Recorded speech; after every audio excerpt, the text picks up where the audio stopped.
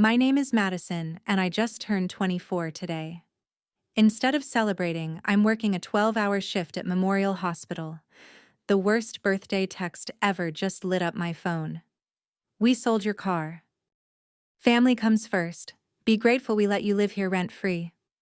My heart dropped. That car was mine, every penny paid from my nursing salary. Then came the second text about my brother's tuition, $5,800 due this week. They'd taken from me before, but this time would be different. I just didn't know how different yet. Growing up in the Sanders household meant one thing: hierarchy. My father, Frank, ruled with iron authority. My mother, Linda, followed his lead without question, and my younger brother, Derek, the golden child who could do no wrong. This dynamic shaped our family for as long as I can remember. I started working at 16, babysitting neighborhood kids and taking weekend shifts at the local grocery store. By 18, I was no longer allowed to freeload, and that's when the rent payments began. Despite still being in high school, $400 monthly went straight to my parents, though I never saw any household improvements that might have come from my contribution. Meanwhile, Derek enjoyed complete financial freedom, his room filled with gaming consoles, expensive shoes, and whatever else caught his eye. My parents funded his hobbies, sports equipment, and even his first car when he turned 16, a stark contrast to my reality. The taking never stopped at just money. When I won a small scholarship for community college, my parents insisted I hand it over, since they provided a roof. When my grandmother left me her pearl necklace, it mysteriously appeared around my mother's neck at a family function. "Family shares," she explained when I questioned it. Despite these obstacles, I pursued my nursing career with determination. Community college classes between shifts, clinical rotations on weekends, and late-night study sessions eventually earned me my RN license. The hospital hired me immediately after graduation, and I finally felt a sense of achievement my family couldn't diminish. Last month brought a promotion to charge nurse on the pediatric floor. My colleagues brought cupcakes and cards to celebrate.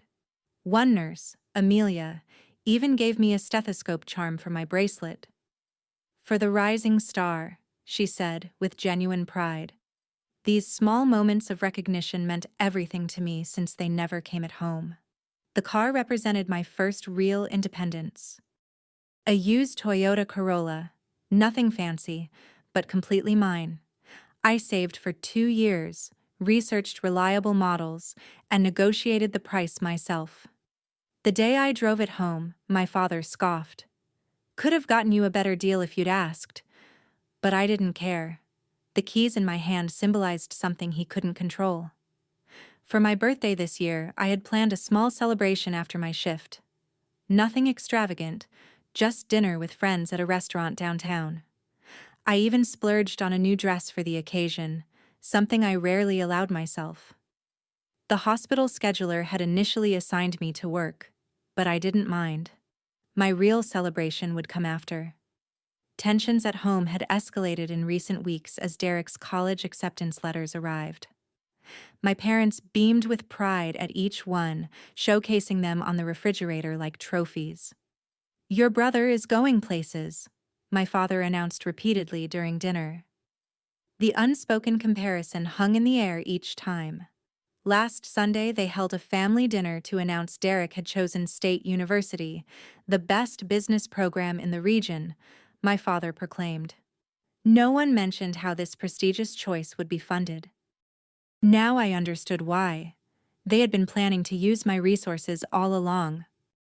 My mother frequently reminded me how fortunate I was that they still allowed me to live at home despite my full-time job.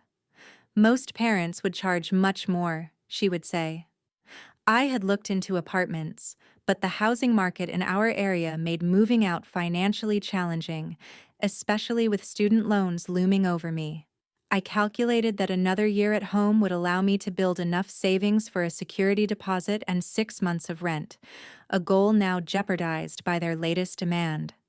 What my parents never acknowledged was how much I contributed beyond the rent.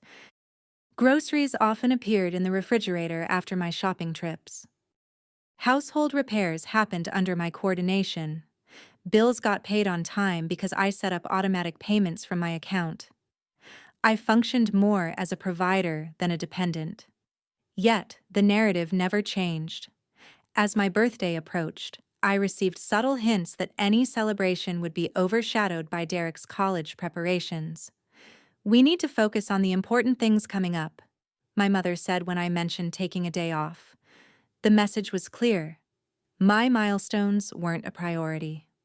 What I didn't realize was that they weren't just dismissing my birthday. They were actively plotting to use it as the perfect opportunity to blindside me with demands. After all, who would cause family drama on their birthday? They counted on my history of acquiescence, my pattern of putting family harmony above my own needs, the perfect time to strike. The morning of my birthday began like any other.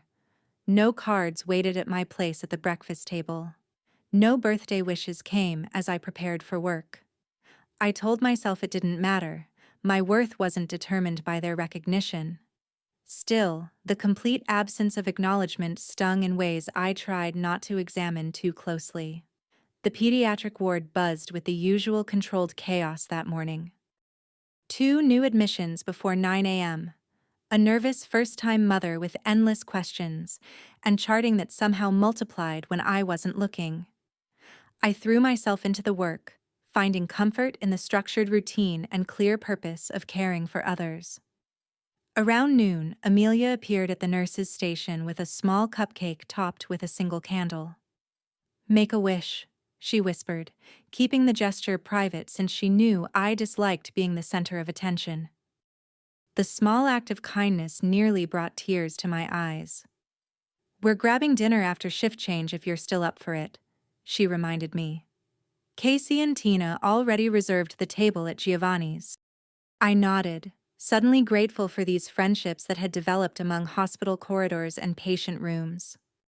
"Wouldn't miss it," I replied, already looking forward to unwinding with people who actually valued my presence. "Dr. Reynolds even noticed as he passed by. "Birthday girl still working the floor. Dedication right there, Sanders. This place is lucky to have you." His casual comment carried more genuine appreciation than I'd heard from my family in years. By 2 p.m., I had almost forgotten the morning's disappointment. Then my phone vibrated in my pocket during a rare quiet moment. Thinking it might be birthday wishes from an aunt or cousin, I checked the screen. "Dad, we sold your car. Family comes first. Be grateful we let you live here rent-free." I stared at the message, certain I had misunderstood. My car? The one parked in the driveway this morning when I left for work? The one with my name on the title, purchased entirely with my own money? Before I could process this, a second message appeared. "Dad. Oh, and Derek's starting college next month. You'll cover his first semester. $5,800 due this week." My hands trembled so badly I nearly dropped the phone. A hot wave of disbelief washed over me, followed immediately by a cold rush of anger. They had sold my property without permission, and now expected me to empty my savings for Derek's education. I stepped into the supply closet for privacy and tried calling my father. The call went straight to voicemail. I tried my mother next, who answered on the fourth ring. "Madison, I'm busy right now," she answered, her voice artificially cheerful. I could hear Derek laughing in the background. "Mom, what is Dad talking about? You can't sell my car. The title is in my name." A pause. "Your father handled all that. We needed the money for family expenses. And since you live here for practically nothing, it seemed fair. Plus, you can take the bus to work. Lots of people do." The casual dismissal of my property rights stunned me. "That's theft, Mom. You can't legally sell something that isn't yours." "Don't be dramatic," she sighed. "Your father added his name to the title months ago when he took it in for inspection. You signed the paperwork, remember?" I did remember signing something he had thrust at me one morning as I rushed to work. Just registration renewal, he had said. The realization of their deception hit me like a physical blow. And the tuition money? I managed to ask. Well, that's just being fair.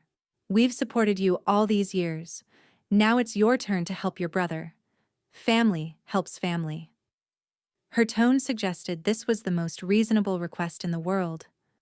I have to go, I said, unable to continue the conversation without saying things I might regret. Patience was waiting. As I hung up, a text from Derek appeared. Thanks for helping with tuition, sis. Dad says you're covering first semester. You're the best. The entitlement in his message pushed me over the edge from shock to fury. I typed and deleted several responses before putting my phone away. This couldn't be handled during my shift. Patience deserved my full attention, not the fragmented focus of someone in personal crisis. For the next 6 hours, I functioned on autopilot. Medications dispensed, vitals checked, parents reassured. All while my mind raced with calculations and scenarios. The $5,800 represented most of my apartment savings fund. The car was worth about $12,000, money I would never see, according to my father's messages. By the time my shift ended, I had received 3 more texts from my father, each one more demanding than the last. Dad, we need the tuition money by Friday. Dad, your mother is stressed about this. Don't make things difficult. Dad, family obligations come before personal wants. We raised you better than this. I canceled dinner with my friends, promising to reschedule. This situation required immediate handling, and I needed all my energy for the confrontation ahead. The irony wasn't lost on me. Another birthday celebration sacrificed to family drama. The bus ride home took 45 minutes compared to my usual 15-minute drive. Each stop gave me more time to strengthen my resolve. This would end tonight, one way or another. When I walked through the front door, the smell of pot roast filled the house. My mother's go-to meal for family celebrations or difficult conversations. The table was set with the good dishes. There she is, my father called from his recliner, not bothering to look away from the television. Birthday girl finally home. Dinner's almost ready. I set my bag down carefully. Where's my car? Sold it this morning. Guy gave us cash. He finally turned to look at me, his expression challenging. Good timing too, with Derek's tuition coming due. You had no right, I said, keeping my voice steady. That was my property. My mother emerged from the kitchen, wiping her hands on a towel. Let's not start the evening with arguments. Chocolate cake doesn't fix theft, Mom. Derek bounded down the stairs, oblivious to the tension. Hey, tuition fairy, he joked, punching my arm lightly. Dad says you're covering first semester. Awesome timing since I just ordered my new laptop for school. The casual entitlement in his voice made something snap inside me. Years of accommodating, accepting, and adjusting to their demands crystallized into a single moment of clarity. This would not happen again. Dinner's ready, my mother announced, gesturing toward the dining room. Let's all sit down like a proper family. The meal began with strained small talk, weather, hospital gossip, Derek's dormitory assignment. No mention of my birthday, the car, or the tuition demand. I picked at my food, waiting. Finally, as my mother served dessert, my father cleared his throat. So, about Derek's tuition, he began. We need the check by Friday. The university wants the first payment before orientation. I set down my fork carefully. I'm not paying Derek's tuition. The silence that followed felt physical, pressing against my skin. What do you mean you're not paying? My father's voice remained conversational, but his knuckles whitened around his water glass. It means no, I'm not giving you $5,800. I'm not covering Derek's education. And you had no legal right to sell my car. My mother jumped in. Madison, be reasonable. We've given you everything. A home, support through nursing school, family meals every night. I paid for nursing school myself. I pay rent. I buy groceries. And that car was mine. Purchased with my money, with my name on the title until Dad committed fraud by adding his name without my knowledge. My father's face darkened. You ungrateful little...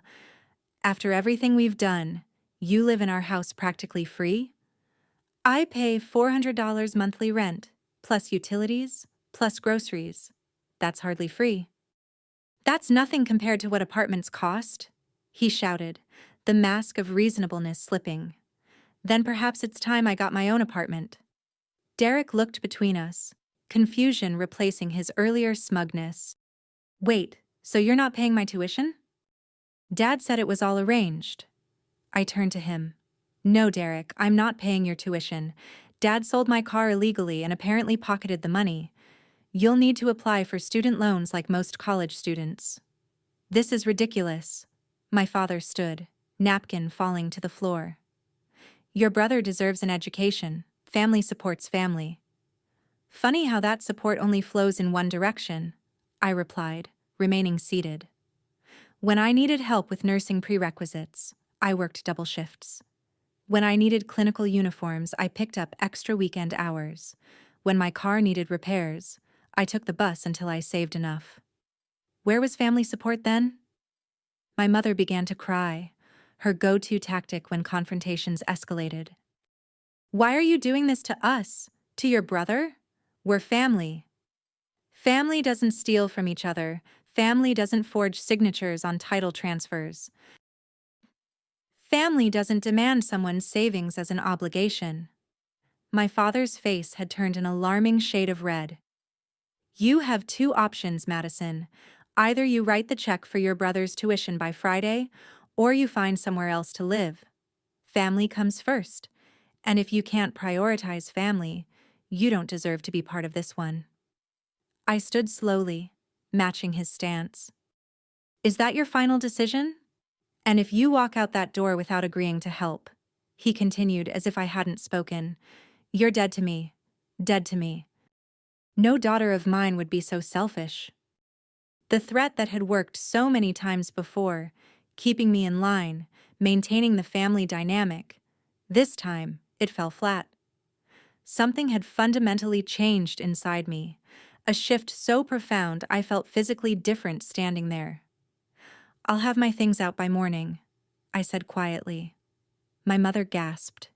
You can't be serious. Where will you go? What will you do?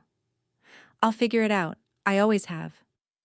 I turned to leave the dining room. She's bluffing, Derek said, breaking the tension. She always caves. Remember when Dad took her graduation money for the deck repair? She complained for days, but still gave in. Not this time, I said, without turning around. Happy birthday to me. My father's voice followed me up the stairs. You'll regret this decision for the rest of your life after everything we've done for you. What they didn't understand yet was that the only thing I regretted was not doing this years ago.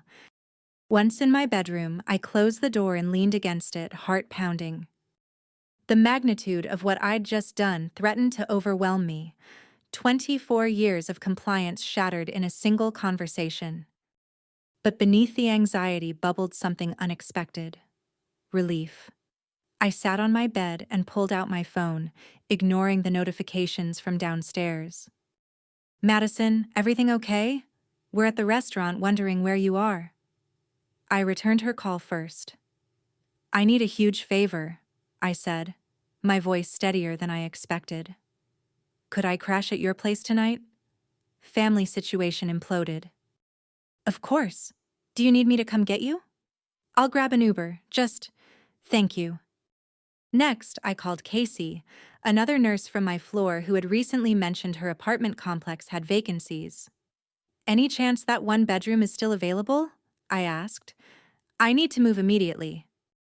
While my family continued dinner downstairs, I began a methodical inventory of my life.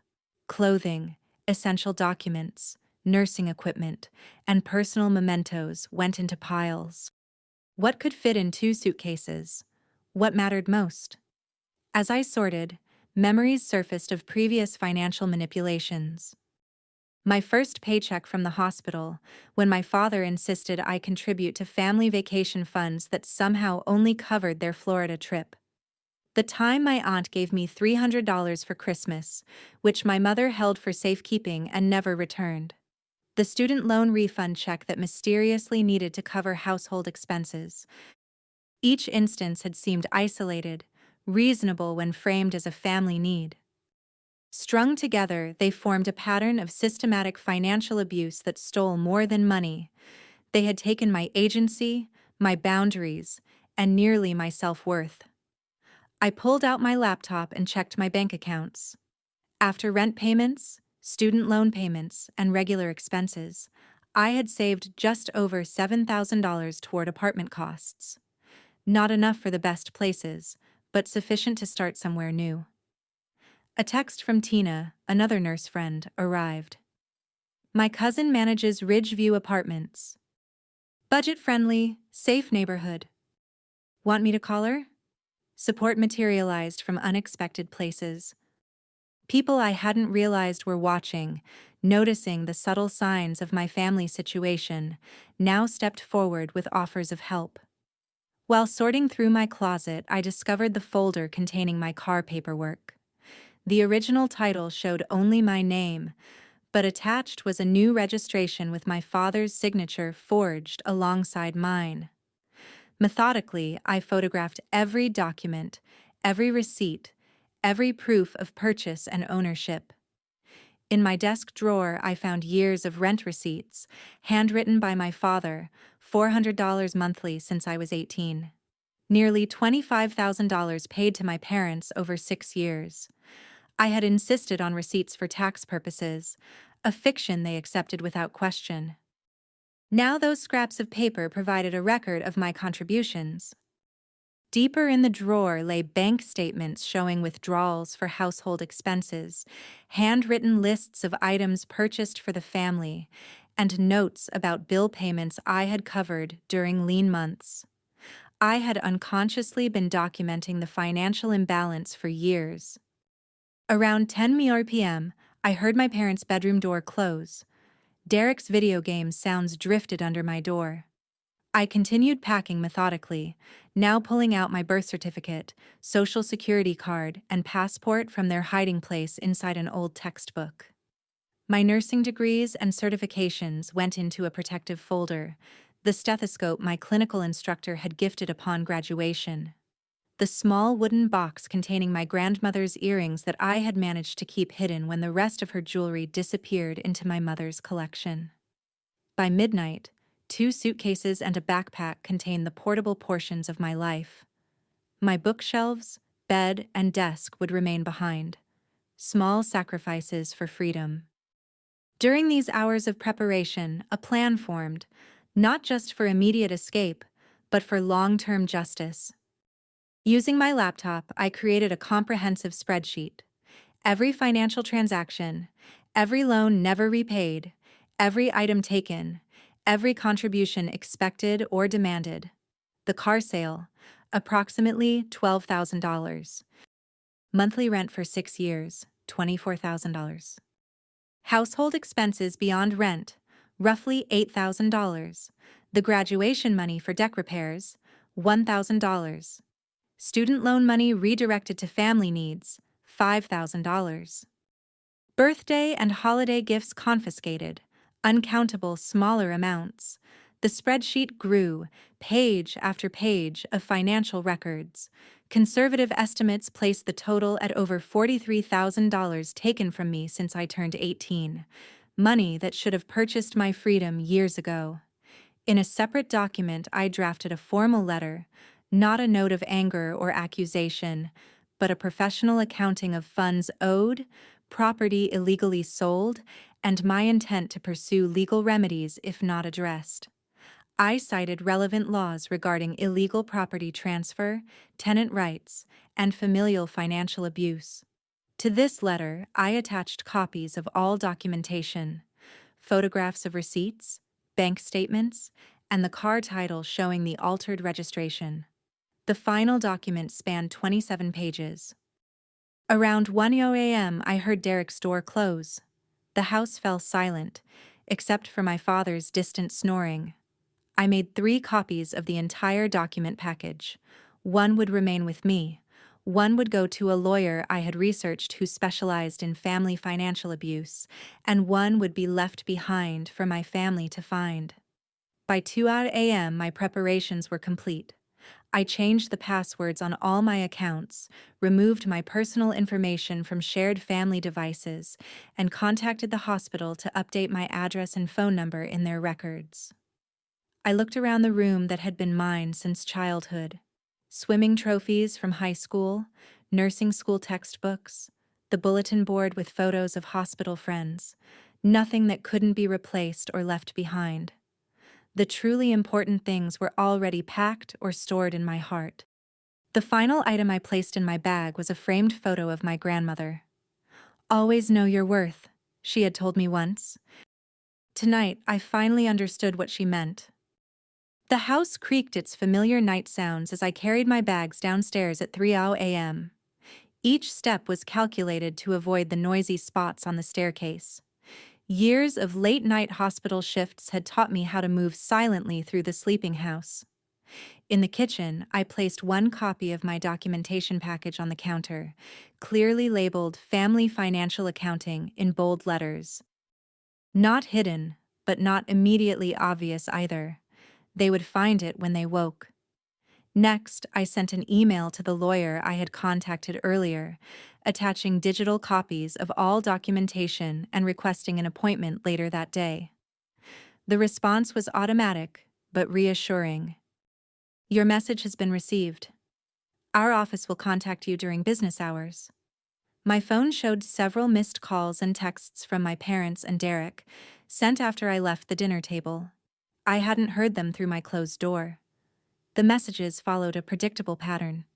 "Dad, you're being ridiculous. Come downstairs and apologize." "Mom, please don't upset your father more. Just come talk to us."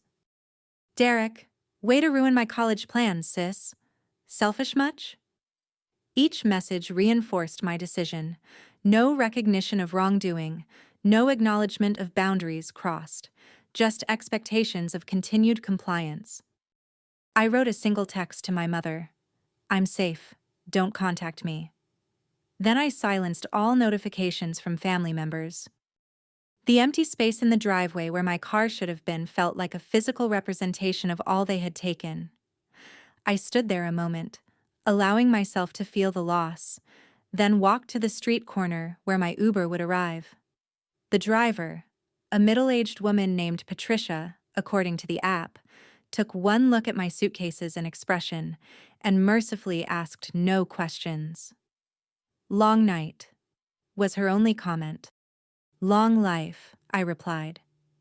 "But it's getting better." Amelia's apartment building came into view 20 minutes later. Despite the hour, she was waiting in the lobby, hair tousled from sleep, but eyes alert with concern. "Guest room's all yours for as long as you need," she said, helping with my bags. "Want to talk about it or save it for morning?" "Morning," I said, suddenly exhausted. "And thank you. This means more than you know." The guest room was small but comfortable. Clean sheets, a bedside lamp, and blessed privacy. I set up basic essentials, then collapsed onto the bed. Despite everything, sleep came almost instantly, deeper and more peaceful than any night under my parents' roof. I woke to sunlight and the smell of coffee. For a moment, I felt disoriented. Then the previous day's events rushed back. My birthday, the car, the confrontation, the escape. Amelia sat at her kitchen counter, scrolling through her phone. "Morning, warrior. How you feeling?" "Like I should have done this years ago," I answered truthfully. "Your phone's been blowing up." She nodded toward my backpack where my silenced phone was stashed. "Heard it vibrating for the past hour." I pulled it out to find 27 missed calls, 43 text messages, and numerous voicemails. Not just from my immediate family, but from aunts, uncles, and family friends. The document package had been discovered. Most interesting were the texts from my Aunt Susan, my father's sister. "What did you leave behind? Your father is apoplectic. Did you really document everything? Years of it? I had no idea this was happening. None of us did. They're in complete panic mode here. Your father is calling everyone." I sipped coffee while scrolling through the digital aftermath of my departure. My mother's messages shifted from anger to manipulation. "How could you do this to us? Your own family? Your father might lose his job if this gets out. Please come home. We can discuss this reasonably. Derek is devastated. His future is at stake." My father's messages followed a different trajectory. "This is slander. We gave you everything. You'll regret this betrayal. No one will believe you over your own parents. Legal action against family? You've lost your mind." And finally, most tellingly, "What will it take to make this go away? Name your price." So there it was.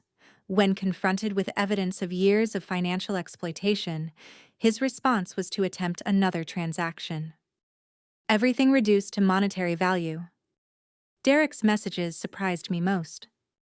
"Dad's going ballistic over whatever you left. What did you do?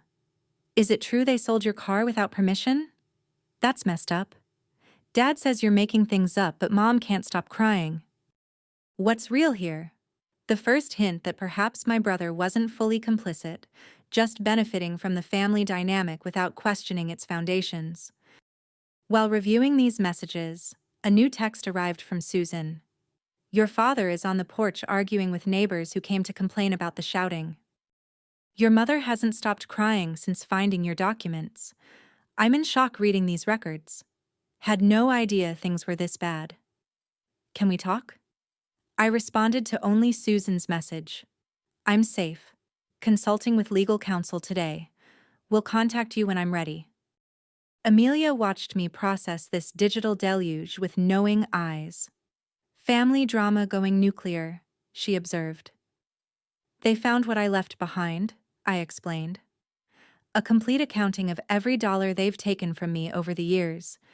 Every manipulation, every theft, with documentation." "Damn," she whispered. "No wonder they're freaking out. What's your next move?" "Meeting with a lawyer at 11 cows, then apartment hunting." "Starting over," she nodded. "I'm off shift today. Want backup?" The offer of support nearly undid my composure. That would be amazing. While showering and preparing for the day, my phone continued its silent vibration dance. New players entered the drama. "Uncle Robert, your father says you're making false accusations." "What's going on? Cousin Jennifer? Everyone's talking about some document you left. Mom's crying. What happened?" Family friend Mark Frank asked me to reach out. Says there's been a misunderstanding. The family system mobilizing to restore balance, to bring the wayward member back into line, but their efforts were directed at the wrong target. I wasn't wayward, I was free. Before leaving for the lawyer's office, I sent a single group text to my extended family. For years, I've experienced financial exploitation from my parents. Yesterday, they sold my car without permission and demanded I pay Derek's college tuition. I've left comprehensive documentation of all financial abuse with legal counsel. I'm safe, but will not return to that house. Please respect my privacy during this time. Then I turned off my phone completely. Whatever storm was breaking over my family home, I wouldn't be caught in the downpour. The meeting with lawyer Judith Bennett went better than expected. After reviewing my documentation, she confirmed what I already suspected. "I have a strong case for recovery of assets," she explained. "The car sale is the clearest issue. Forging signatures on title transfers is fraud, plain and simple. The rent payments are murkier legally, but help establish the pattern of financial control and exploitation. By the end of our 90-minute consultation, we had a plan. First, a formal demand letter for return of the car sale proceeds. Second, documentation submitted to local authorities regarding the fraudulent title transfer. Third, preparations for civil action if necessary. Most cases like this settle once the exploitative party realizes exposure is imminent, Judith assured me. No one wants family financial abuse made public, especially when the evidence is this comprehensive. After the lawyer's office, Amelia and I met Tina's cousin at Ridgeview Apartments. The available one-bedroom wasn't luxurious, but it was clean, secure, and within my budget. Most importantly, it required only first month's rent and a security deposit, with no lengthy credit checks or rental history. Furnished units are $500 more monthly, the manager explained, but we can provide basics if needed: bed, table, essential furniture. The additional cost would strain my budget, but sleeping on the floor seemed an unnecessary hardship after everything else. I agreed to the furnished option. By late afternoon, I had an apartment, legal representation, and the beginnings of a new independent life. Only then did I turn my phone back on, bracing for the onslaught. 112 missed calls, 76 voicemails, over 200 text messages. Most surprisingly, 8 missed calls from Derek himself, followed by a lengthy text. Madison, I had no idea about any of this. Dad always said you were happy to help with family expenses. I never knew they were taking your car payments, graduation money, or any of that stuff in your documents. They're saying you're lying, but Dad keeps changing his story about the car sale. Mom accidentally mentioned something about your grandmother's jewelry, too. I don't know what to believe anymore. I'm sorry if I've been part of hurting you. The first crack in the family narrative. The first recognition that perhaps the golden child status came at someone else's expense. My bank sent automated fraud alerts, multiple attempted access to online banking from an unrecognized device. They had tried to access my accounts, likely looking for the money they still believed would fund Derek's tuition. Aunt Susan's messages grew increasingly urgent. Your parents are falling apart? Your father has been on the phone with lawyers all day. The neighbors called a noise complaint this morning. Police came. Your mother told me about the jewelry, your grandmother's pieces. I had no idea. Please call me when you can. I think you should know what's happening here. I finally called her from the safety of my new apartment, empty except for the promised basic furniture. Madison. Her voice sounded strained. Are you safe? I'm fine. Just started over. New apartment, new beginning. Your documents. I had no idea things were so bad. None of us did. She paused. Your father is telling everyone you've had some kind of breakdown, that you're making things up for attention. The documentation speaks for itself, I replied calmly.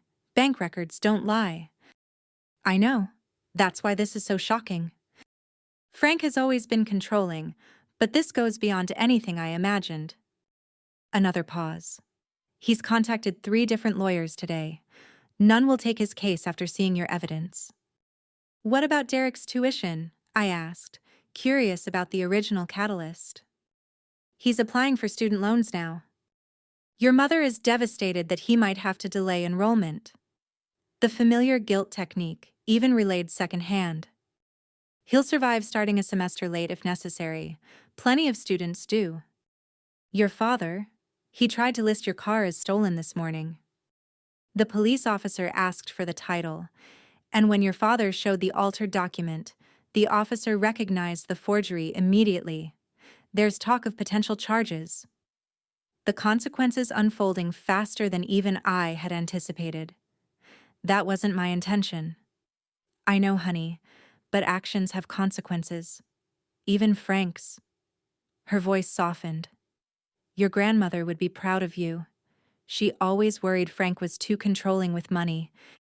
The conversation continued, filling in details of the family meltdown occurring across town. my father alternating between rage and panic, my mother cycling through tears and recriminations. Derek, increasingly withdrawn, as he processed the family's true dynamics. After hanging up, I sat in my nearly empty apartment, surrounded by suitcases and basic rental furniture. Everything I owned in the world fit in this small space, yet, somehow, I had never felt richer. Amelia texted, "Dinner at my place tonight? The whole floor crew is coming. No birthday should pass without celebration." That evening, surrounded by colleagues who had become friends, I experienced a birthday celebration untainted by family manipulation. Small gifts appeared: a plant for my new apartment, gift cards for household essentials, a framed nursing license to replace the one left behind. "To Madison," Amelia toasted, raising her glass, who finally realized her worth isn't determined by those who try to diminish it. Later that night in my new apartment, I allowed myself to fully process the magnitude of change, the grief for the family relationship I had always wanted but never had, the anger at years of exploitation, the fear of an uncertain future, but mostly the profound relief of finally living authentically. My phone continued to collect messages from family members, their tone evolving as the reality of my departure and documentation settled in. From my father: "The police came asking questions about the car sale. Is this what you wanted? To destroy your family?" From my mother: "Please call us. Your father is talking about moving to avoid embarrassment. What will people think?" From Derek: "I applied for student loans today. Dad's furious, says his credit will be affected. Is that why you always seem stressed about money? Were they taking yours all along?" Each message revealed more about their priorities: reputation, appearances, convenience, not remorse for the harm caused or recognition of boundaries violated. The lawyer called with an update. "Your father's attorney contacted me," Judith said. "They're willing to discuss settlement terms regarding the car and other financial matters." "So quickly?" I asked, surprised. "The evidence is overwhelming. Plus, there's potential criminal exposure with the forged title. They're motivated to resolve this quietly." By the end of my birthday week, my new life had begun taking shape. Basic furnishings filled my apartment. The hospital approved my request for additional shifts to rebuild my savings. Friends continued offering support in unexpected ways. Most significantly, my father, through his attorney, agreed to return the full value of the car, plus additional compensation for other documented financial exploitation. The total settlement, $38,000. Not everything owed, but enough to secure my new beginning without prolonged legal battles. Derek contacted me directly, away from our parents' influence. "I've been reading through copies of your documentation. Had no idea they were taking your nursing school money while telling me you were happy to help with my expenses."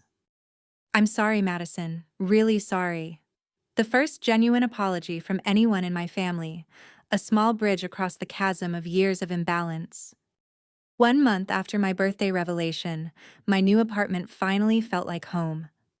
Simple furnishings, carefully selected. Walls painted soft blue instead of the beige my father had always insisted was practical. Plants thriving on the small balcony, a space entirely mine, reflecting choices entirely mine. The financial settlement arrived via certified check, exactly as negotiated.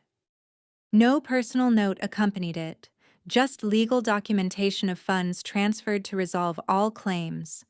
Business concluded, family ties severed with the same clinical precision they had used to extract my resources for years. I allocated the money methodically: a reliable used car, a different model from my previous one, an emergency savings fund, student loan payments, small investments for future security. Each transaction a declaration of independence, each decision made solely for my benefit.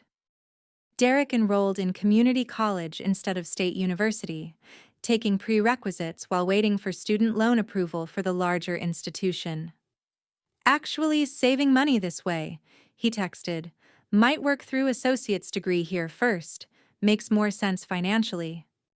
His financial awakening continued, evolving through regular texts and occasional phone calls, always when our parents weren't around. Dad tried to borrow from my savings account yesterday. Caught him with my online banking open on his computer. Finally understanding what you went through. My mother attempted reconciliation through intermediaries. First, Aunt Susan, then family friends, each carrying messages of maternal concern without actual acknowledgement of wrongdoing. She misses you, they reported. The house feels empty without you. I maintained polite but firm boundaries. I'm well, building a new life, not ready for contact yet. Each messenger returned with this simple statement, each reaction from my mother reportedly tearful, but without substantive change in perspective. My father maintained silence after the settlement, his pride wounded more than his heart. According to family reports, he doesn't understand why you needed to go public with family matters, Aunt Susan explained during our weekly calls. Still sees it as betrayal rather than self-protection. His opinion mattered less each day, his approval no longer the currency of my self-worth. Professionally, I thrived. The promotion to charge nurse became permanent, with hints from nursing administration about potential advancement into management tracks if interested. Freedom from family financial drainage allowed me to pursue additional certifications, expanding my career options. Amelia and the other nurses remained steady presences, our friendship deepening beyond workplace camaraderie. Weekend brunches, movie nights, hiking trips to nearby state parks. The family I chose rather than inherited. 3 months after my departure, Aunt Susan arranged a carefully structured meeting. Just her, Derek, and me at a neutral restaurant. No parents, no pressure, just conversation. I never saw it before, Derek admitted over dinner. How differently they treated us, how much they took from you while giving to me. It was so normal. I never questioned it. That's how family systems work, I explained. Everyone plays assigned roles. The golden child doesn't see the scapegoat's burden because they're not meant to see it. I'm sorry I was part of it, he said, eyes downcast. The tuition demand was the last straw, wasn't it? The car was the last straw, I corrected. Taking something I had worked so hard for, something that represented independence. The tuition was just confirmation of how they viewed me. An ATM, not a daughter. Susan reached across the table to squeeze my hand. Your grandmother saw it happening. She tried to intervene before she passed. That's why she left specific items directly to you in her will. Most of which disappeared anyway, I noted without bitterness. I've spoken to your mother about that. The jewelry should be returned. Susan's expression turned serious. Some patterns are breaking, Madison. Slowly, but breaking. That evening marked the beginning of healing, not with my parents, but with the family members capable of growth and recognition. Derek and I established a new relationship based on mutual respect rather than prescribed roles. Susan became a surrogate mother figure, offering the unconditional support my biological mother never could. 6 months after my birthday revelation, I received a letter from my father. Not an apology or reconciliation, but notification. We're selling the house, downsizing. If you want any remaining belongings, arrange pickup by month's end. Derek helped me retrieve childhood mementos and remaining possessions. My parents were conveniently absent during our scheduled visit. The room I had occupied for 24 years was already partially converted to storage, my existence already being erased. They're struggling, Derek reported as we loaded boxes. Dad's pride won't let him admit he was wrong, but the family knows. Cousins, aunts, uncles, everyone's seen the documentation. Their standing has changed. Social consequences I hadn't anticipated or sought, but perhaps necessary for systemic change. The family financial abuser, exposed, could no longer operate with impunity. My mother left a sealed envelope on my stripped bed.